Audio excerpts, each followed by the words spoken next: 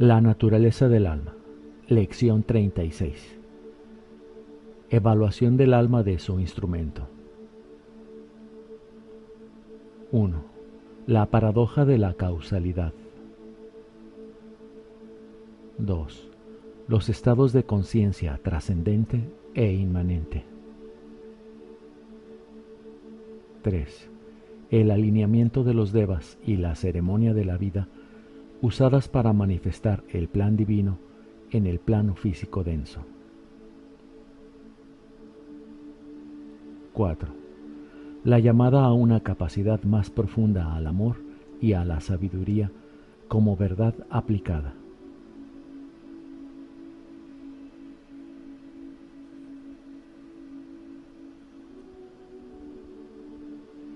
Si hemos aprendido algo hasta ahora, ha sido que el interés principal del alma consciente encarnada tiene que ver con la dirección de energías y fuerzas a través de la red etérica de su triple entorno y los efectos que crean en la conciencia inmanente en ese entorno.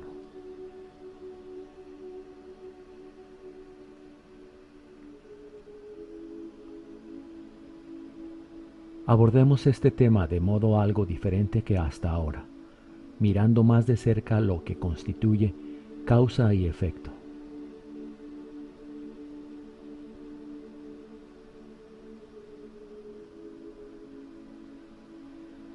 Hemos dicho previamente que el estado de conciencia de un hombre es la verdadera causa de todo lo que le ocurre, dado que la experiencia no es sino una representación en sustancia del estado interior de la conciencia. Esto es una verdad que, si no es correctamente comprendida, puede dar por resultado una interpretación llena de contradicciones que llevan al probacionista a un estado de impaciencia.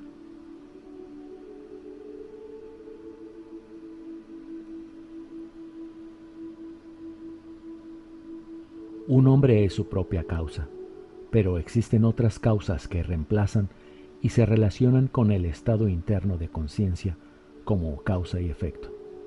Y con estas causas es con las que estamos tratando aquí. La paradoja es polaridad, no contradicción. Esto debe tomarse siempre en consideración si un estudiante quiere captar y apreciar la verdad.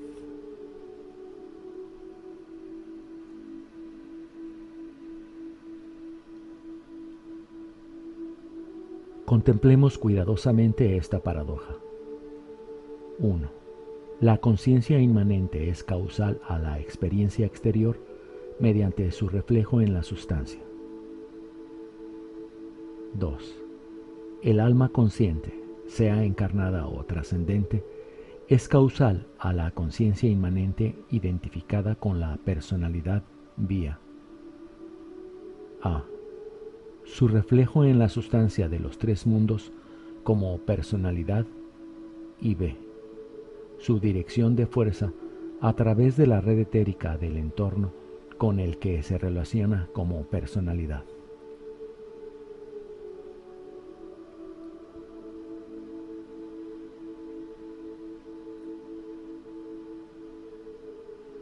Mientras el alma conscientemente identificada trasciende, es directamente causal solo a su propia conciencia identificada con la personalidad.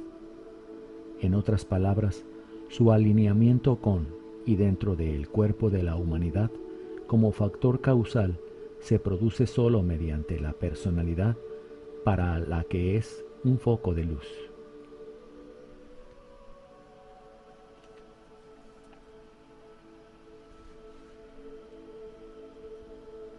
Mientras tal persona puede aparecer como un factor causal en su entorno, causando dolor o placer a los demás, solo puede serlo en respuesta a su atracción hacia tales experiencias mediante su propio estado interior del ser.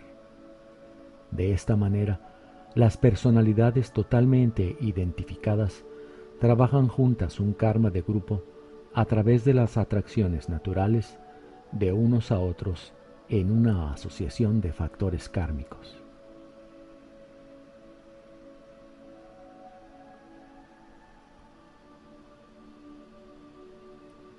Ejemplo: una mujer dominante y posesiva será atraída a y atraerá a aquellos cuyo karma, el estado condicional de la conciencia encarnante, demanda la experiencia que tal asociación engendrará.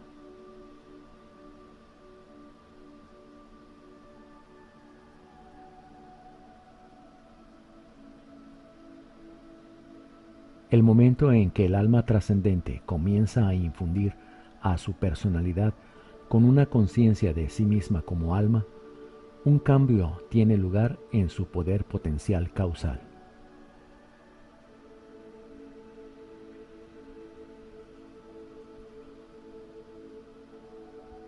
Se hace causal al estado condicional de la conciencia de los que lo rodean, volviéndose en realidad mucho más que un instrumento de karma personal.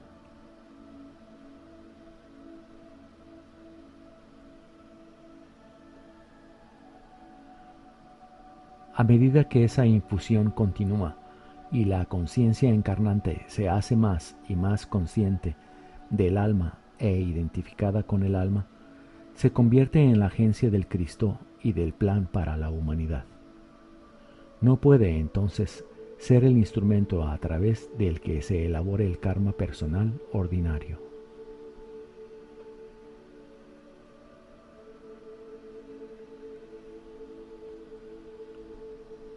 Ejemplo: no podría ser la mujer dominante y posesiva.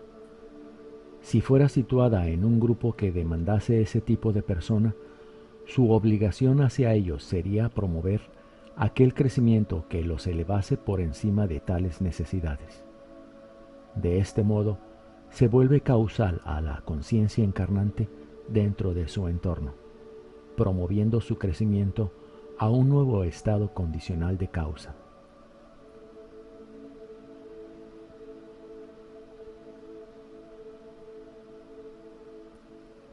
Esto es servicio a la humanidad.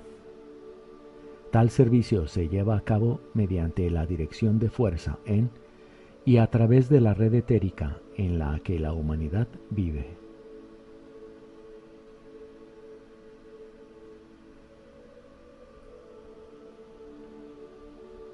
Toda fuerza, sea de naturaleza mental, astral o etérica, alcanza la conciencia de un individuo o de un grupo mediante las líneas etéricas de fuerza que le conectan con su fuente original. El impacto sobre la conciencia inmanente da por resultado una experiencia externa que a su vez produce crecimiento.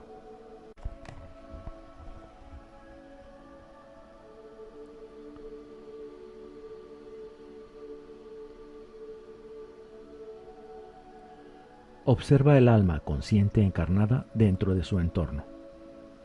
Conscientemente identificada con la vida una y conocedora de su cuerpo etérico de manifestación, se relaciona con las personas de su entorno como partes interrelacionadas de la totalidad. Relaciona entonces el plan con el aspecto conciencia del entorno. ¿Qué nuevo crecimiento se indica en la cualidad tonal de la relación entre el plan y la conciencia inmanente?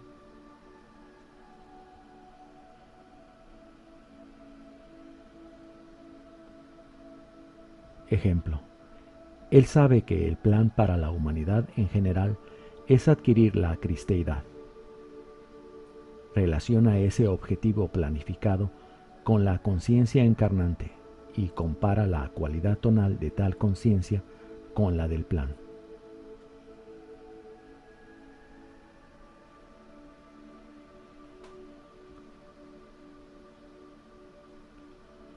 Su comprensión dependerá, por supuesto, de su comprensión del significado de la cristeidad. ¿Qué le significa tal objetivo para él?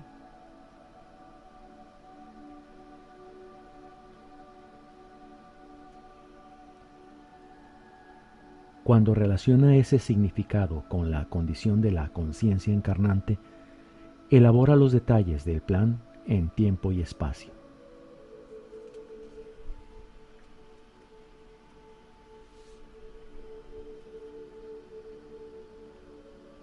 Ejemplo: Para el discípulo probacionista, cristeidad significa amor entre hermanos, paz, buena voluntad, seguridad, armonía, etc. Incluso su comprensión de estas cualidades es en gran medida abstracta.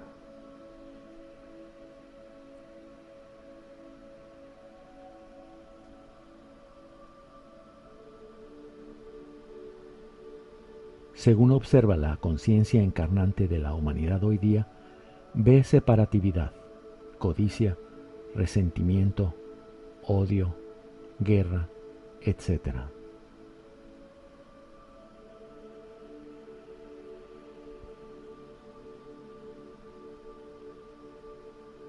De este modo, compara las cualidades tonales, y si no es muy cuidadoso en este punto, su conciencia puede quedar abrumada por la gran diferencia entre los dos tonos que oye y puede perderse en el espejismo de la futilidad.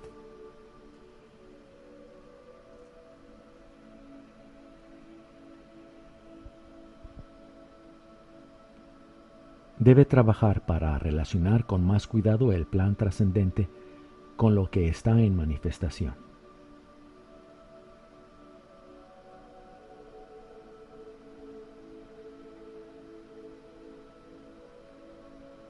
A medida que observa el estado condicional de la conciencia inmanente, comprende que la negatividad es sólo el resultado de la ignorancia espiritual y del agarre de la forma sobre la conciencia. El hombre no es básicamente malo, es por naturaleza divino, aunque quizás como un niño es ignorante de esa divinidad.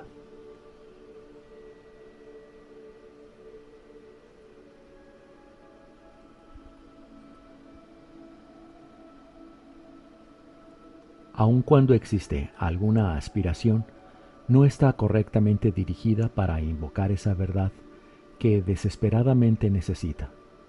Además, descubrirá y comenzará a comprender la espantosa carencia de sensibilidad humana a una verdad obvia y trascendente.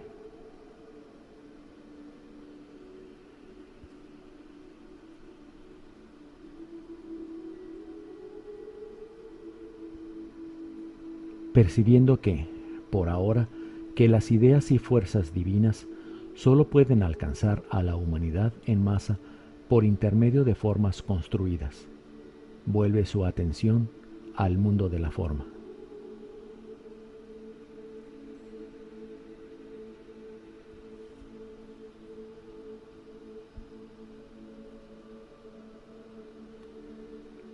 Aquí contempla un mundo cuya economía sirve tanto al plan como a la oposición del yo separado a ese plan.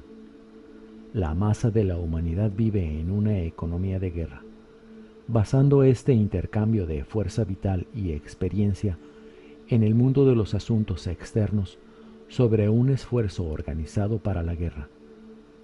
Llaman a esto un plan de paz. Dedican su tiempo y esfuerzo a ello como una gran causa, porque existe una motivación y un profundo deseo de paz para la humanidad.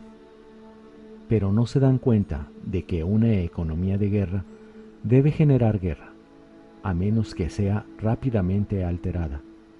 La presión de tal psicología y la constante producción de armas destructivas deben encontrar una salida, porque constituyen fuerza alineada hacia un fin específico.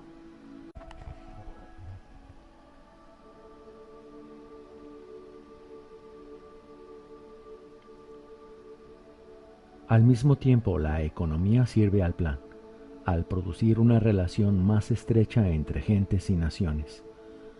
Nadie puede vivir hoy en completo aislamiento, sin importar lo mucho que lo intente, porque la humanidad se ha vuelto interdependiente. Cada uno necesita al otro y todo lo que el otro tenga que ofrecer para vivir en esta civilización.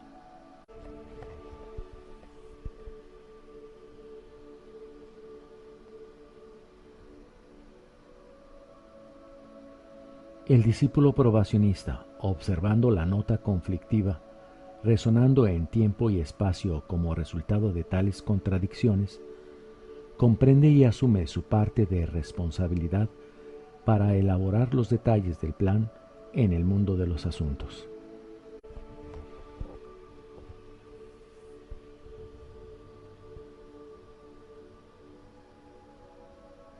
Tales detalles son obvios.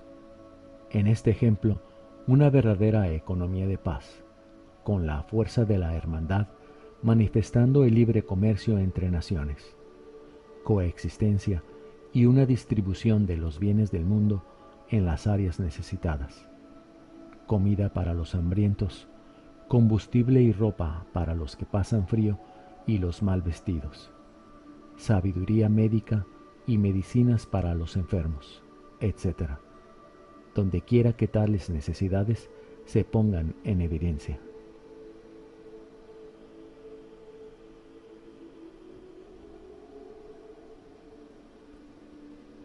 Aquí tenemos algunos detalles del plan, y son fáciles de dibujar.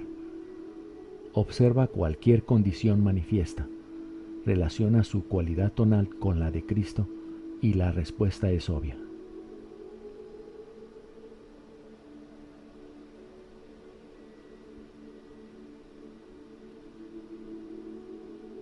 La necesidad más grande hoy en el mundo es de sabiduría. Esta civilización ha sido creada por Occidente con su religión cristiana. Jesús trajo a Occidente el concepto de amor.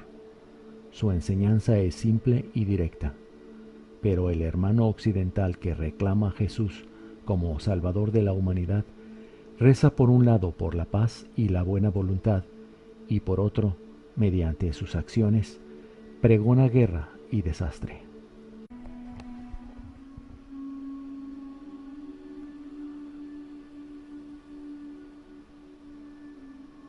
Amar a un vecino, amar a un enemigo, amar a aquellos cuyo tratamiento es cruel e injusto, poner la otra mejilla. Estas son las enseñanzas que el hermano occidental busca llevar al mundo, pero con una racionalidad ciega y detestable las viola consistentemente en el mundo de los asuntos externos.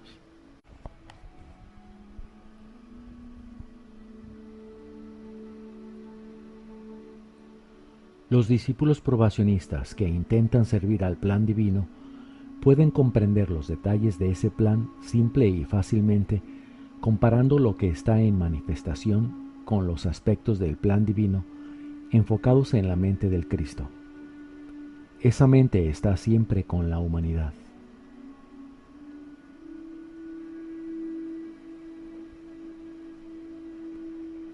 ¿Existe alguien en tu entorno que querría hacerte daño? ¿Sientes el aguijón del resentimiento o de los celos dirigidos hacia ti por otra persona? ¿Cuáles son los dictados del plan en tal situación? ¿Cómo te vuelves causal al estado condicional de tal conciencia, haciéndola crecer hasta una conciencia del amor?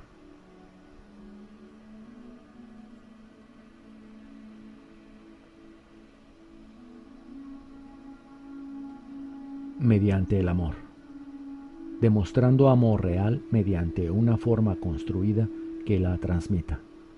Ningún enemigo puede seguir siéndolo en presencia de un acto tal.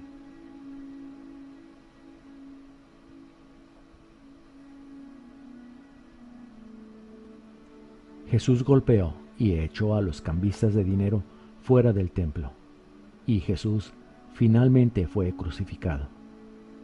Hay más de una lección en esto. ¿Enseñaron los golpes a aquellos hombres el valor del amor o le enseñó el uso correcto del dinero?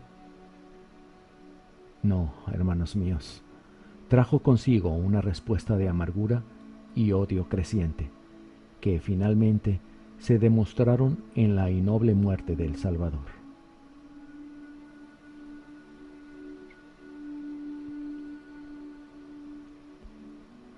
Pero esa lección, si finalmente puede ser afrontada por una humanidad que busca la verdad, puede liberar al mundo del dolor. puede liberar al Cristo inmanente de la continua crucifixión en la cruz de la naturaleza forma.